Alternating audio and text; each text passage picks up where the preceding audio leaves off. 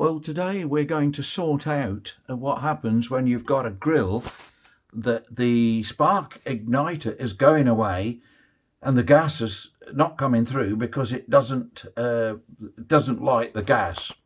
So we're going to see what we've done. Now I've had to pull a lamp apart, so we've got some light on the subject. So I've now stuck my light in the grill and I'll have a look up here. There is the spark igniter up the top there. I don't know if you can see that. Now, just in front of it, you can see there are three or four little holes, which is where the gas comes through. You need to get some 400 wet and dry, and gently, so you don't knock that little bit of metal there coming out of the insulated white piece. Just clean that up a little bit, rub it with a piece of 400 grit wet and dry.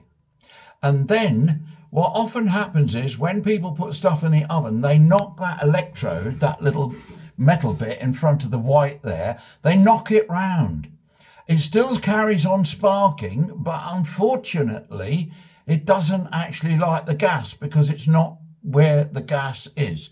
So line it up with those holes. Just gently turn it until it lines up with the holes. And then be very careful when you put stuff in the oven that you don't knock it, because you'll have the same problem again.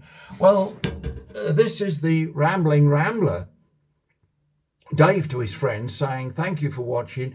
And I would love it if you subscribed, because you're going to make an old man quite happy, and into the bargain you are going to support the channel, which would be wonderful.